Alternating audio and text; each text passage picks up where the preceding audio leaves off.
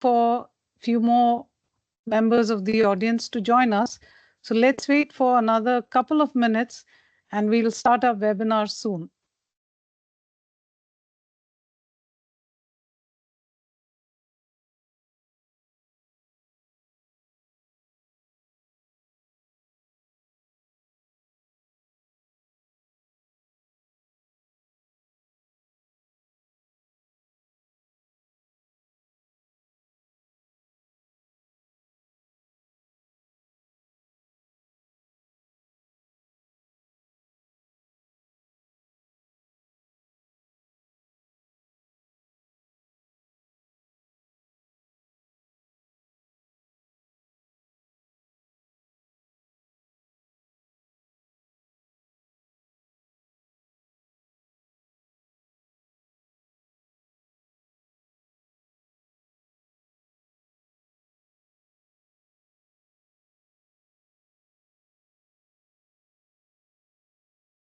Good afternoon.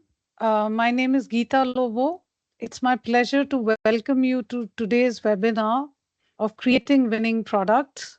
You would have all heard about the product testing expertise within Ipsos. Today's focus is on the sensory expertise, sensory R&D kind of expertise that resides within Ipsos. And we have a few points of view that we want to share with you, as well as share some of the developments. So without much ado, I want to start off the webinar by introducing the two experts who will be walking you through the content today. It's my great pleasure to introduce Josef Zach. Josef has been sort of a leading global expert on sensory research.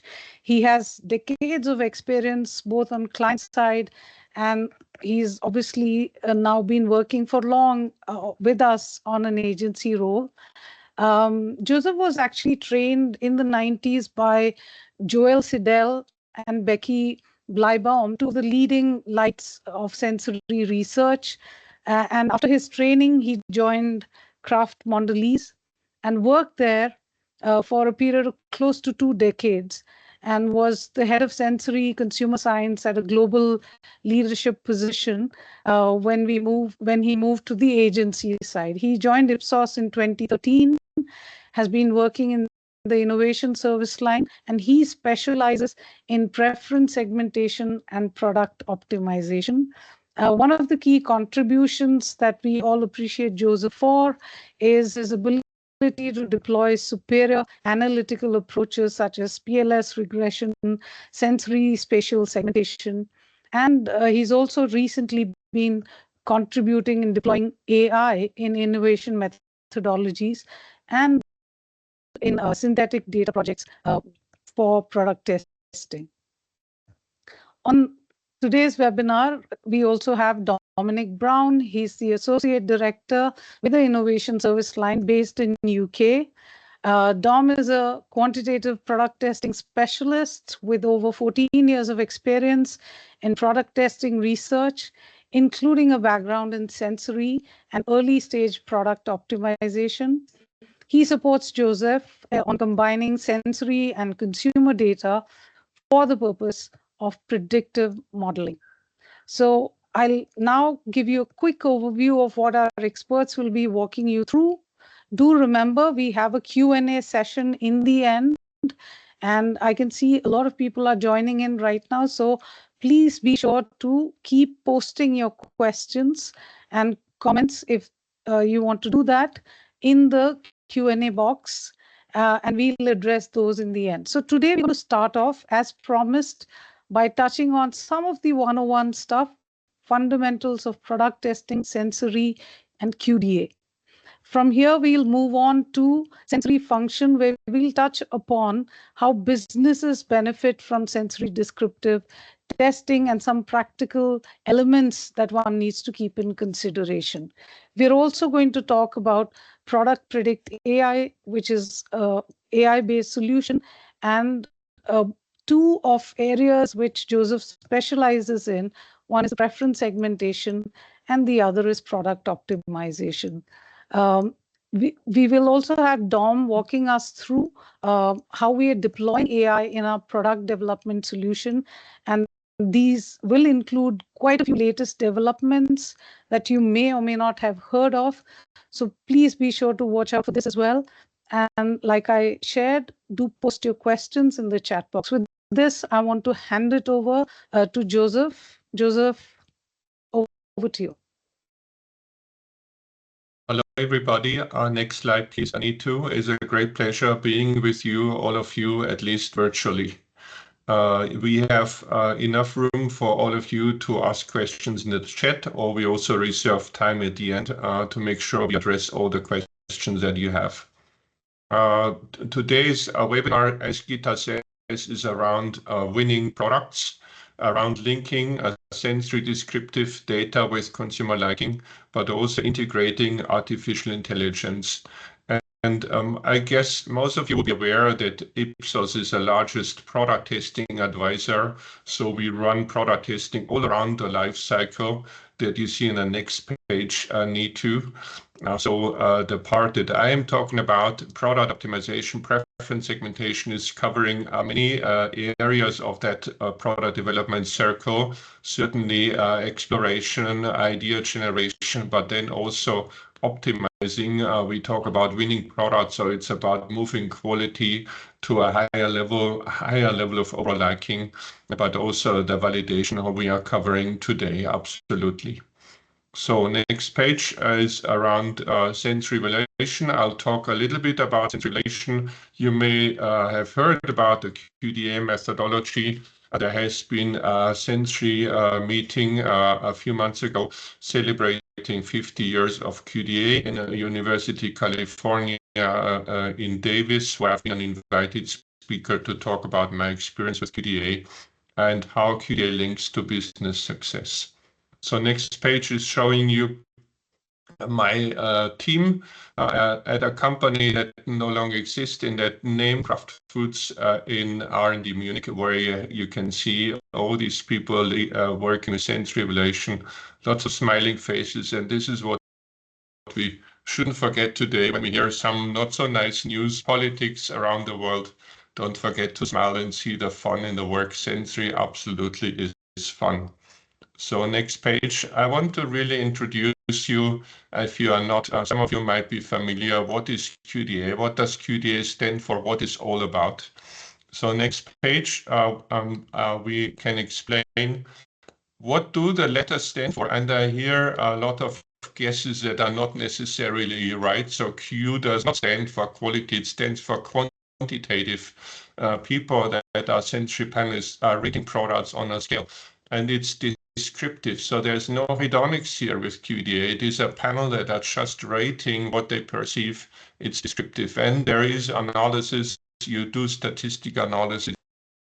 You do things like two-way ANOVA, looking at a product and subject effect to see whether the differences you perceive are statistical viable, yes or no.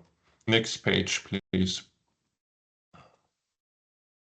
A QDA method has been invented by Everett Stone and Schultz Seidel. Both gentlemen I had a pleasure to meet in California. They are quite advanced in age, and I had an opportunity to be trained by both of them and Becky Bleibaum that Gita mentioned, who are really traveling around the globe to teach QDA methodology. So what is this QDA all about? And it was at the time when you had descriptive testing in a new form that you don't do like consensus or graphical line scaling. You use the individual data that panelists are generating in order to draw conclusions about the differences of products. So what QDA is all about, it starts from explaining, and there's books describing, explaining how panelists are selected, how the so-called training is done, how you generate the language. And I should say the language QDA is generating is all by the individual panelists, and there's no calibration. People rate on what they perceive on, they agree in a group what are the attributes that I want to use, and if there is anything unclear, they might use a references in a relative manner to clarify what they are talking about. But I work with sensory data and oftentimes with QDA data to identify what drives consumer liking, and the basis for product optimization, preference segmentation is sensory, and very often that is QDA. Next page, please. So there's a definition in the ASTM. QDA method is based on the principle of panelists' ability to verbalize perception of a product in a reliable manner. Panelists are screened and trained in attribute recognition and scaling. They use a common and agreed sensory knowledge, and products are scored on repeated trials to obtain a complete quantitative description. This might sound a little theoretical, but we should really look at the different descriptive methodologies on the next page that are out there. And I put those, next page please, I put those on two different scales. On one hand, the business benefit from bottom to top. On the other hand, is it very easy or very complex to use those methodologies? Today, of course, there's also then AI coming into play, and how you can integrate those with panel training. We are aware and we are following what's going on in that world. But I put QDA as the highest in terms of the business benefit. I think is not a lot of effort to recruit and train a QDA panel. It's done within a few weeks, and then you can already use it to derive business relevant conclusions. One competing method I think that's more popular in the US is sensory spectrum, that is similar, but is calibration of people like analytical instruments. Now, and we would need an in-depth discussion on what is the advantage and disadvantages of doing that. Then you have had also time intensity, evaluating the sensory intensity measures over time, and the TDS, temporal dominance of sensation. What I believe is once you are having a product, let's say a coffee with milk and sugar, you can determine what is the most dominant character and then rate it, I rate on it. On the right-hand side, you see faster methods like sorted napping. I think a viable method when you do a quick product screening. And then you have also methods that you can use in a consumer test, check all that apply. I want to mention a poster presentation that we gave at a sensory conferences, Pangborn and Eurosense, to say, oh, when you really don't have a sensory panel, can you collect similar information with a check all that applies survey as part of a product test? And we pointed out, yes, that is possible, and we also pointed out the limitations of that, okay? Now, next page, since I was leading a sensory and consumer science function, I want to share a little bit of my experience, what is a sensory function all about. So we go to the next page. When you build up a sensory function, next page, please, the things you need to keep in mind is the facilities, the panelists, the people running the panel and evaluating the data, the scientists, then also the products and the business. And I have a slide on each of those topics. So when we talk about the facilities, next page, whenever you get products, whenever you're asked to do sensory evaluation, you need to familiarize yourself with the business context. You need to run a situation analysis. You need to understand how the sensory work that you do links with the consumer liking. Sensory on its own, I would say, you can do for research purposes, but it's meaningless for the business because you just have people rating on intensities and they don't tell you what is good and bad. So only with a linkage to consumer liking, there is value in the descriptive work that you do with a sensory panel. The only situation where a sensory panel can be used for a direct decision-making, in my opinion, is discrimination testing. When you do like a cost reduction project, you're trying to match a current product with a prototype, and in a head-to-head discrimination test, such as a triangle test, a sensory panel can well be used to take that business decision. Yes, you're able to match your current product, yes or no. Next page, around panelists. Next page, please need to, so panelists.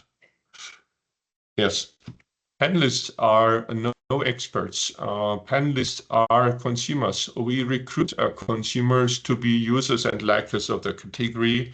I think sensory panels should be category specific.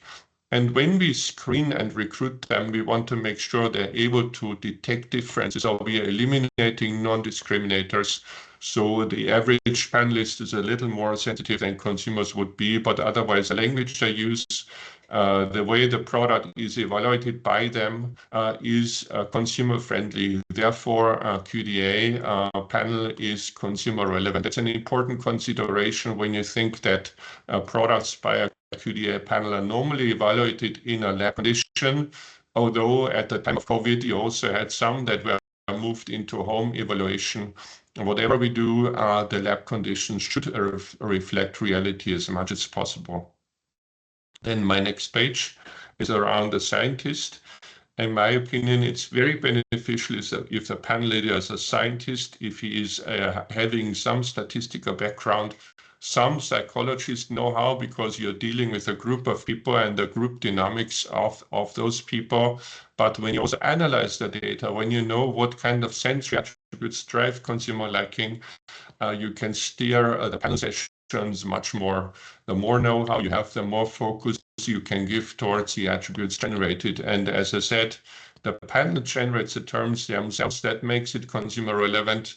And you knowing what are the key attributes, you will be careful touching them or changing them or bringing in new things that you know are really important. Okay, next page. Product selection over the years, over the decades, I find product selection is essential. Later on, we talk about product optimization, preference segmentation. The panelists or the consumers always evaluating products relative to one another. You serve several products to them, then you try to draw conclusions about the drivers of liking. Be aware that the context always matters. So the products you put in front of them, in front of panelists or consumers, it doesn't matter. For sure, you would have a discussion whether all belong to one category, but if they do, you want to make sure they are differentiated. Panelists and consumers are able to detect differences, because then, only then, you can draw meaningful conclusions about what drives liking, where is the optimal level, and whether there's any preference segmentation going on. Next page. Separating sensory evaluation with a trained panel from consumer liking test with a representative group of consumers is recommended for several reasons. First of all, the sensory panel you spend time with, so they can discuss with you and with one another what is the terminology, what is the list of attributes they use to describe the products. That opportunity you hardly have in a consumer acceptance test. On the other hand, consumers are not trained. They are not trained panelists. They have no expertise, no training in describing a product in a lot of detail. And the moment you ask them what they like and dislike, they are biased. So they can no longer be assessing sensory attributes in an objective manner. This is why you separate. It is recommended to separate descriptive testing with a trained panel from consumer liking testing with a representative group of consumers. And we would even say oftentimes the sensory panel doesn't have to be in exactly the same place, the same countries where the consumers are. The recent Pangborn conferences were discussing that, while they're culturally very different environments, you could still make that prediction. But we, for instance, did soft drink evaluation, soft drinks that are common in Europe and Africa, and we find that this is working very well. A sensory panel can be in one place, and you can do consumer testing in several different countries and related to one another. Okay. Then we want to talk about Product Predict AI, as we call it today, integrating the know-how that we have, the traditional way of doing product optimization, preference segmentation, but also bringing in the AI elements. Next page. Product Predict AI is a tool for R&D and marketing. Although the focus is on the R&D, the focus is on prototypes. In an ideal world, R&D and marketing are working close together. They know what the drivers of consumer liking are. They know how products need to be tweaked in order to move up the perceived quality, in order to bring in cost reduction, in order to leverage preference segments that lead into innovation. And if the identified product improvement are then also the core communication that marketing uses in their product introductions, in their product relaunches, then you have a good route, a good basis for success. Next. So superior product quality, I don't need to talk much about. We have seen a lot of situations where it was important to demonstrate that you want to be superior over competition. I don't want to go into too much detail here, but drivers of liking are essential for quality improvement, but also for reformulation, cost reduction, identification. Next page. And I said that before, the business background, the business objective, knowing what is the situation, what is a competitive situation, what is your objective in terms of top line and bottom line growth, is essential to determine the right piece of research, to set up the test design and to formulate your research objectives. Sometimes forgotten when you get a brief and you're just running down the hill in one direction, but in the beginning you should always stop and ask why and ask for the background. Next page. I did already talk about product selection. For the sake of time, I don't want to spend too much detail here. Product selection is essential. I always recommend to go beyond just evaluating prototypes. I recommend going out into the market, collecting products from the market, spreading them on the table, and doing a thorough assessment of which products you want to put into a piece of research. And we also have on the next page, we're offering to do a client workshop where we do that exercise together, maybe together with a sorted mapping exercise or some way to evaluate the products, assess in what way products differ from one another, making sure what I was talking about before, the differentiation of the products as the highest priority, and only in secondary priority talking about the key marketing reasons, the key competitors that you're bringing in. You may have a marketing need to do that, but the main focus should be product differentiation. Next page. Need to next page. Yes, so the different steps of Product Predict AI are sensory profiling, consumer research, bring the two together, running the two pieces of analysis, preference segmentation and product optimization. And at the end of the day, also bringing in AI. And here the InnoExplorer is mentioned. Dom will later on talk about synthetic and also about product transfer that are also very suitable here. Next page. I know I need to speed up.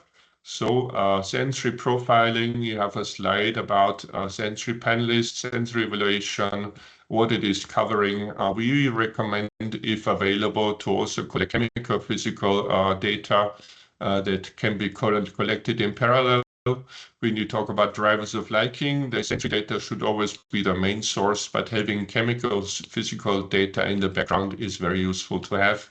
And I did already mention QDA, and we can share posters if you like. When no trend is available, QDA, Kata is a viable alternative. Consumer tests, depending on which product we are talking, we do all of that. Multi-product test, sequential, monadic.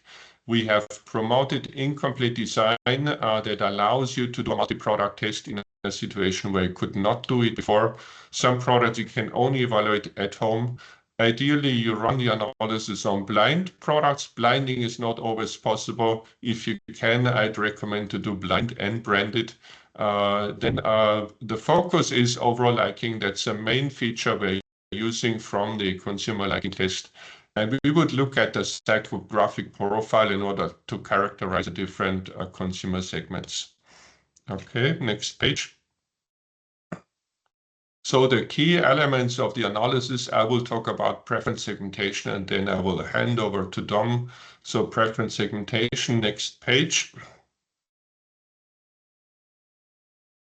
How do you do preference segmentation? We have published a method that's called sensory spatial segmentation. The basis for our preference segmentation is overall liking, but not only overall liking, but also sensory intensity measurements. And this allows us to do the preference segmentation, not only on complete design, meaning every product, every consumer is evaluating every product, but also on incomplete design, where we are basically flying through the sensory space, and you can see the little dots here. We can see which products each individual consumer likes and dislikes, and therefore be able to group consumers into preference segments. There's many solutions to find viable segments, and those segments we can then characterize by the sensory drivers and by the products that are liked and disliked, and by the characterization of the individual consumers.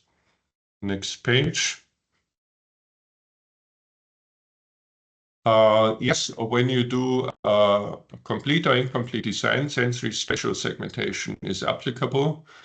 This is a method that no other agency is offering, puts us ahead, and we do segmentation of monadic data. If you have, let's say, good sensory data, good consumer data, we have successfully applied segmentation of monadic data, which sounds like a contradiction, but it turns out to work pretty well. Have viable segments. Yes. Okay. Is everybody here still? Yeah. Okay. In the segmentation, you would use the information to optimize a product portfolio. It's rarely the case that you only optimize one product. Typically, you have a product portfolio, and here the segmentation is really working really well. And InnoExplorer, our new AI tool, comes into play to also support the development of products according to the preference segments. Okay, then next is product optimization. I hand over to my colleague Dom. Perfect, thanks, Joseph. And now we'll talk through the next step in terms of what it means to actually create a predictive model in terms of optimizing products on sensory attributes. So if we move to the next slide. So I think the foundation is what Joseph has talked about, is that what we always need to create a good predictive model for optimization is good quality sensory data. It should be from a trained descriptive panel, either a methodology like QDA Spectrum, but the foundation is to have individual panelists assessing sensory intensity individually, where there is stronger replicability compared to other techniques like mapping or consensus profiling, for example. Also, sorry, one step back. Sorry, just one last thing that we need to cover. But the other thing to point out is that we need to make sure that, as Joseph mentioned, is that the samples that we put into testing have to be sufficiently differentiated on sensory attributes. So creating a good model is dependent on that data being differentiated to ensure that what we get when we present samples to consumers, we know that they are able to perceive those differences as well, to really truly understand the effects that sensory intensity have on liking and disliking products. If the samples that we put into tests are not very differentiated, it affects our ability to be able to find a good predictive model. So the foundation of any good modeling when we start is to make sure that those samples are differentiated on multiple sensory modalities to ensure we can truly understand the relationship between consumer liking and sensory intensity. And if we move on to the next slide. So in terms of understanding sensory drivers of liking, the next step that we have to look at is fundamentally the attributes that we use for it. So we follow what we call a stepwise regression approach, where we individually interrogate those attributes to put into the model and not just selecting the top drivers of liking. We're looking at a combination of attributes that have strong linear relationships with liking that could be both negative and positive, but not just linear relationships. We also look at quadratic hill shape relationships as well, as you can see to this chart to the right, where you can see rather than a standard positive relationship that you would have with liking, there's very much a quadratic hill shape relationship where there is an optimal intensity in the middle of that attribute intensity that gets to the optimal profile of liking. We follow a stepwise regression approach, and it forms the basis of our modeling to ensure that a range of sensory modalities are selected that aren't correlated with each other, to ensure that we're getting to a more impactful final model rather than just selecting the top 5 or top 10 drivers of liking in order to create that. We believe that this creates a stronger model at the end to ensure that you're getting to superior product experiences. And if we move on to the next slide. And after we go through that approach of selecting those, going through a stepwise regression approach and selecting those attributes for modeling, the output that we get at the end is what we call our interactive product optimization simulator, which you can use to create virtual prototypes in the moment. So as you can see in this simulator here, we have around 5 attributes. Our simulators typically include around 5 to 6, sometimes 7 attributes at the most. We typically don't go any more than that, as we want to select the most impactful attributes on the R-square. So in R&D, that you're focusing on a few key modalities rather than to make the product development process as efficient as possible, rather than changing multiple elements that can make it more difficult from an optimization perspective. The benefit of this approach is that you can create virtual prototypes without having to do multiple rounds of consumer testing, saving you both time, money, and ensuring that you are quicker to market with more superior products, to ensure that what you're presenting to consumers is the superior experience. And if we move on to the next slide. Great. So that was overall in terms of in terms of thinking about it from a sensory optimization perspective, and now linking onto, we'll be looking at what we're doing in terms of AI and what we're doing to help improve how we're using AI within innovation research to drive not only efficiencies but also improve the success of your innovation initiatives, to improve your overall strategies.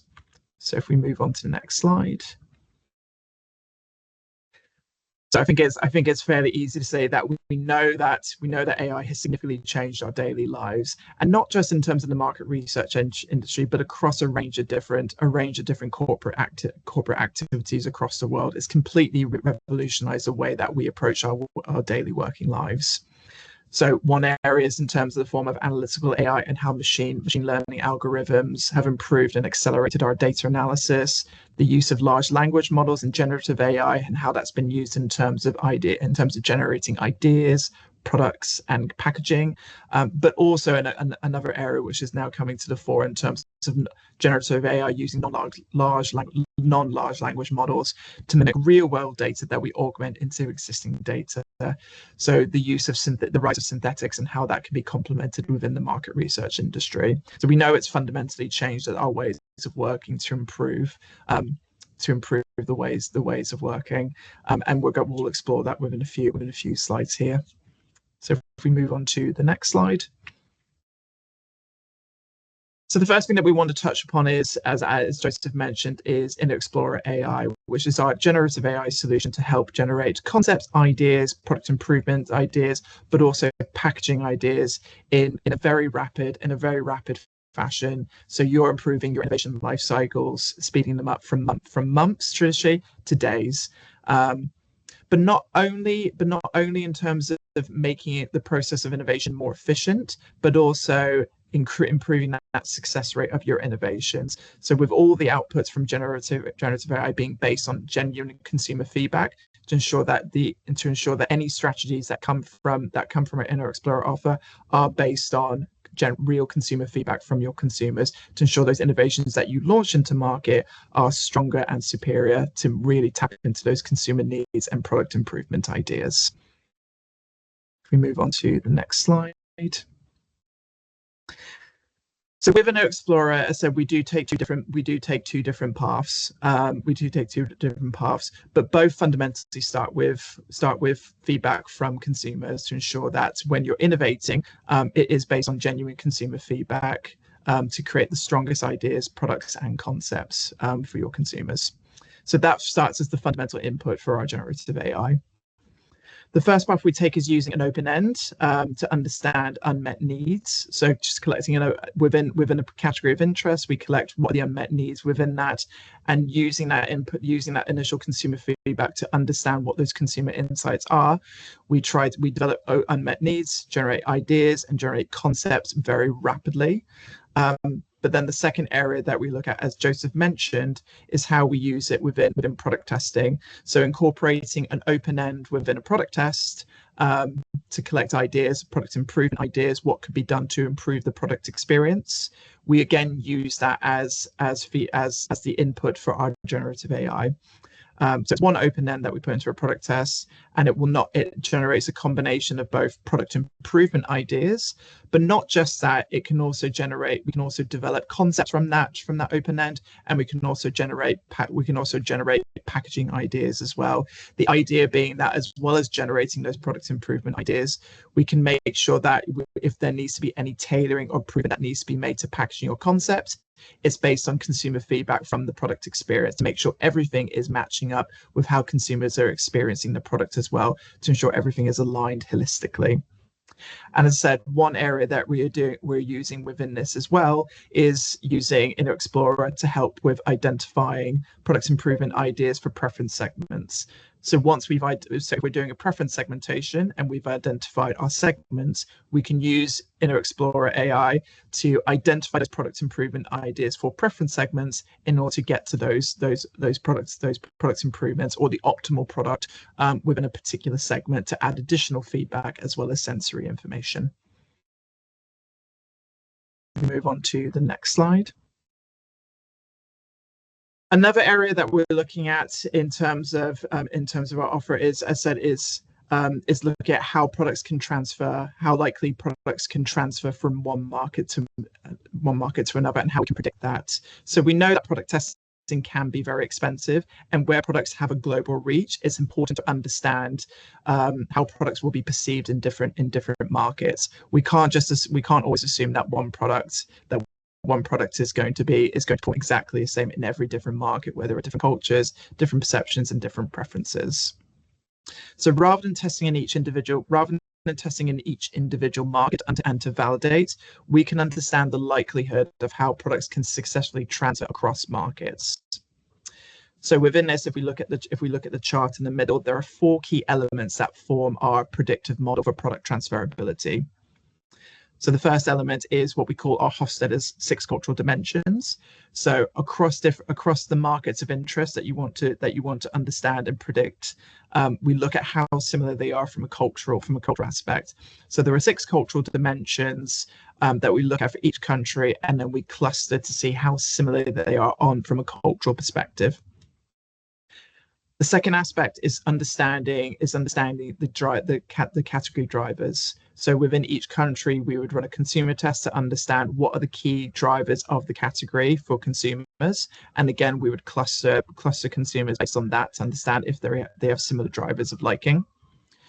We also use generative AI to collect sensory preferences. So again, within the category of interest that you're working in, we look to understand what are the sensory preferences within each market to see, again, do consumers have preferences for similar flavors, similar textures, or even similar fragrances, depending on what the category is. And then the final input that we use for our model is what we call optimal scaling. So again, that's to understand how consumers use and react to scales. We know that the way that consumers use scales is very different in different countries. So we want to understand how consumers react to stimuli, and if they react to stimuli in a very similar way.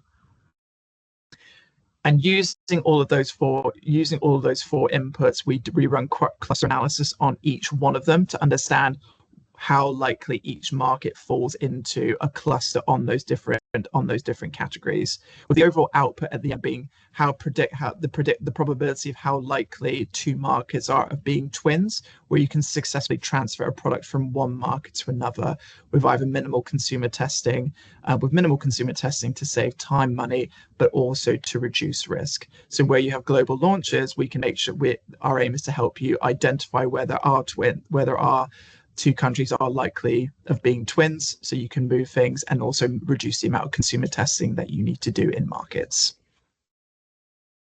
And if we move on to the next slide. And we also know that synthetic data is about to change the world. We know there's a lot of discussion about this, and it's something that we're also very excited about at Ipsos in terms of how this can revolutionize product testing. But what is synthetic data? It is artificial data that is generated from a model that is trained to reproduce the characteristics and structure of human data. So instead, if we move on to the next slide. And I said at Ipsos, we do believe that this will revolutionize product testing in many ways. And if you move on to the next slide. As I said, we believe that these can significantly turbocharge product tests, and with the right approach, we can make product tests much more faster by going to smaller sample sizes, but also unlock deeper insights if that means opening up harder to reach consumer segments and subgroups that it would probably be harder to achieve from just normal sample strategies. And if we move on to the next slide. But to unlock the full potential of synthetic data, the key that we talk about is that it's important to humanize that data all the time. So if we move on to the next slide, because I think the thing,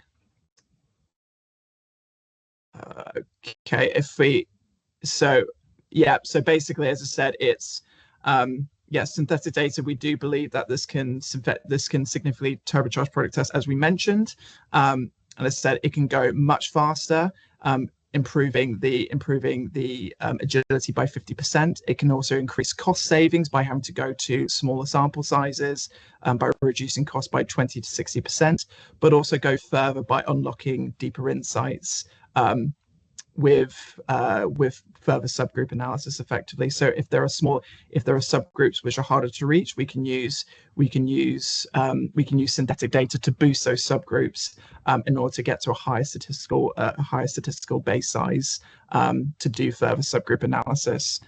If we move on to the next slide. As I said, the thing to remember with this is that the product's experience is, and this is the point about humanizing the data, the product experience is uniquely human. We know that the way that humans interact with products is very dependent in terms of the context of how they assess that product, in terms of the emotions that people are perceiving. None of that can be replicated or fully generated. So the importance of using the synthetic data is to always make sure that we're collecting real consumer data to augment it rather than replace it. As I said, we don't want to fully replace consumers. All of those aspects in terms of the emotional connections and all of those experiences you have with it are uniquely human, and that's what we always want to capture and replicate. So it said, to understand the full total product experience with synthetic data, the secret is, as I said, is not about replacing human data, but it's rather about augmenting it and making sure that we have a basis to start with in terms of having consumer data that we collect already, but then augmenting that with synthetic to make sure that we are getting the best combination of driving efficiencies within product testing, but also making sure that we're collecting experiences from consumers and how they use your products to ensure we're getting the best balance of everything. And if we move on to the next slide, I think, and as I said, we understand that the total product experience allows us to bring deeper insights into how people assess product quality.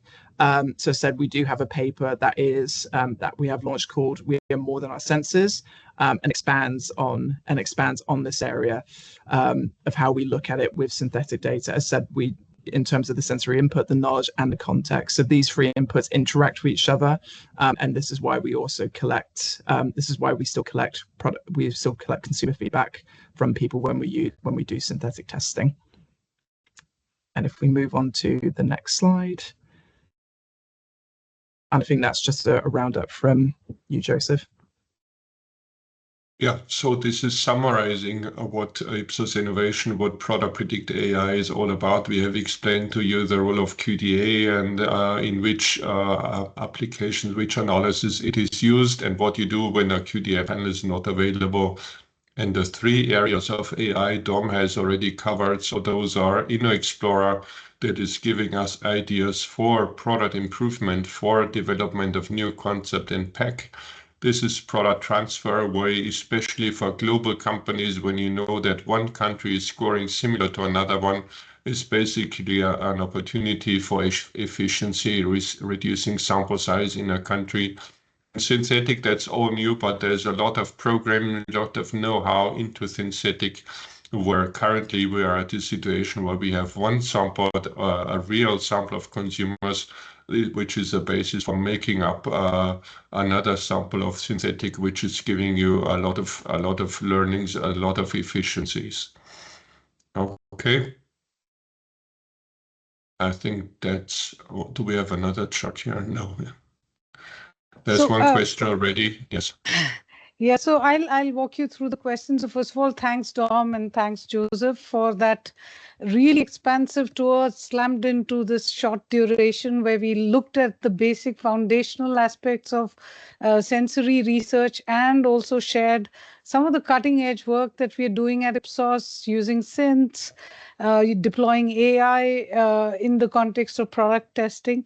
So I'll start off with one of the earlier questions that we received, and that's from Mikesh Matalia. And his question is, when you talk of spatial segmentation and in order to get a well-discriminated output, from a TG perspective, because you did speak about getting a sensorially diverse set of products, stimulus should be sensorially diverse.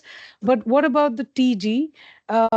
Is it key to have more Gen Pop TG and not a very well-defined TG? So should there be like a similar spectrum to create more discriminating results? That's his question.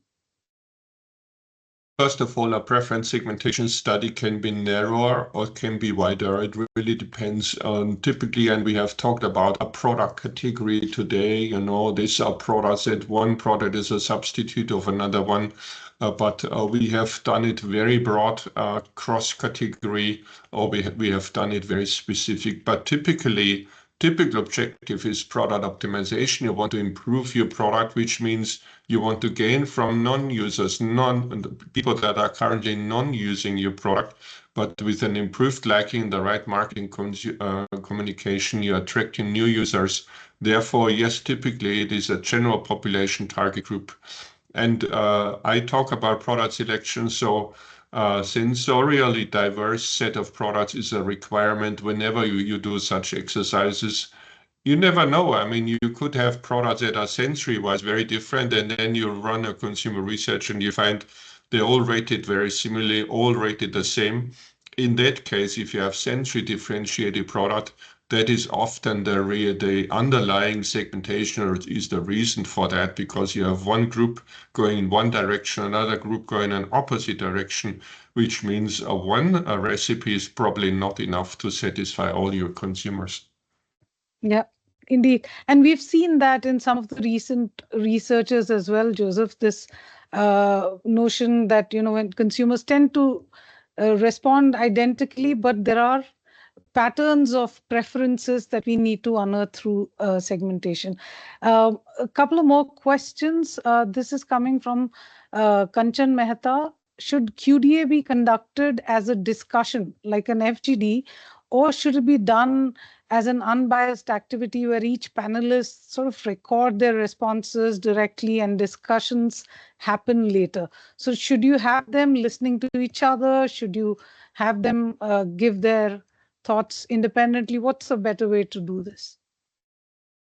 QDA is no focus group. Is like you have a task that you want the panelists to learn what this is all about. It's about rating products, rating product intensities, running a discussion, because I have seen people use a term that another one is not familiar with, like in Germany, in southern Germany, there's terms that the other people don't understand. Then it's up to the panelists to explain what is this all about. Maybe bring a reference product to the next session, have that discussion explaining to the other panelists what is that term that she is talking about. At the end of the day, it's a majority decision in a QDA panel whether you make the term part of the scorecard, because every panelist would use the same set of attributes. And if there's something that only one or a minority is detecting, absolutely, you should make a note of that, maybe do more research exploration, what they could be talking about, so that the other ones are not are not perceiving it, but that's very unusual. Normally, people explain to one another what a term means, and the discussion is essential so that everybody understands and everybody can live and breathe with the terminology they're using. Okay. So one more question from Kanchan. Product simulator would only work for core products, right? Because simulator has been trained with respect to the core products. So her question is, would it work as well for any new innovation? Or if you were to extend the core with some slightly different ingredients, can you still use the product simulator, which hasn't been presumably trained on the same? The product simulator is basically a mathematical equation by which we predict consumer liking out of a handful of attributes. Tom was talking about 5, 6, 7 attributes. The predictions that we make are all within the existing sensory map. We are not predicting outside of a map. But it could be a situation, let's say sweetness oftentimes is a positive driver of liking, the more the better. And then the product that was the sweetest in the test, we call this is the ideal point, but we would recommend follow-up exercises challenging that level, going beyond that level. We don't predict what's happening, but we recommend exploring the outside world. Now, when you have new prototypes, as long as the new prototypes are within the range of the tested products, we can right away predict the consumer liking. If you bring in some new aspects, like you're suddenly testing a green product when all the others were red, we have no idea. We cannot use the simulator to predict in a totally different sensory space. That's got that. And I hope, Kanchan, your question has been answered too.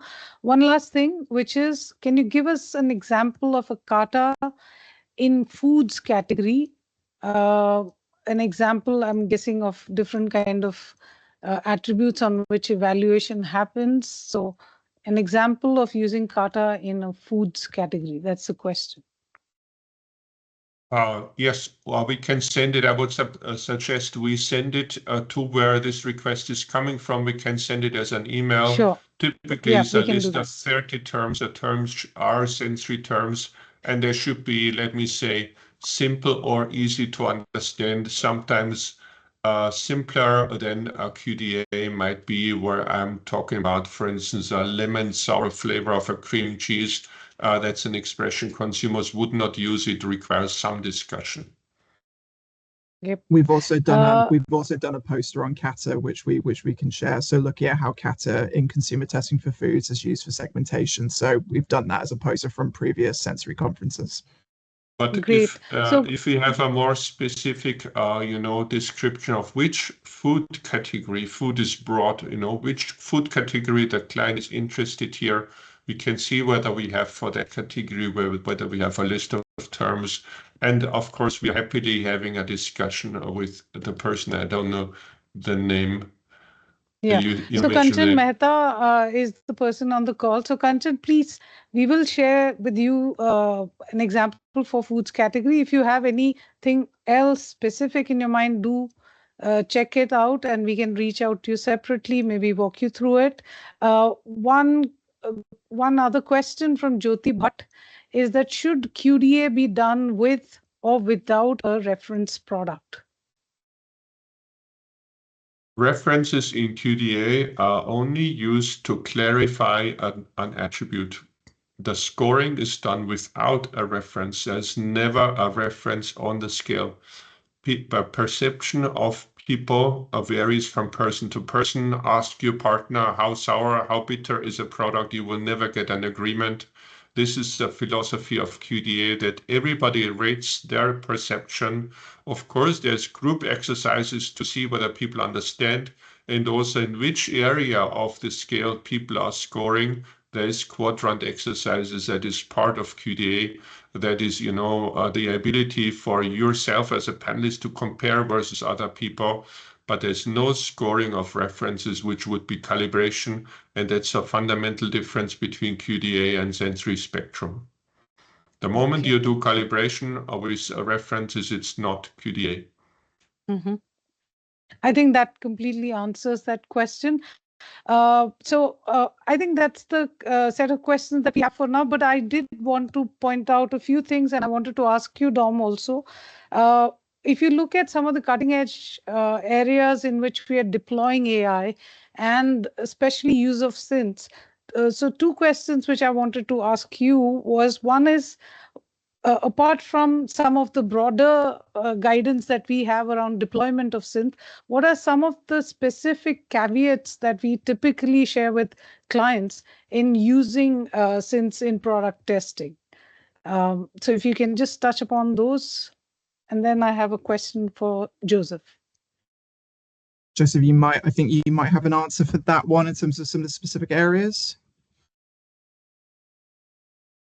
I'll go with the other question first. I'll think about that one.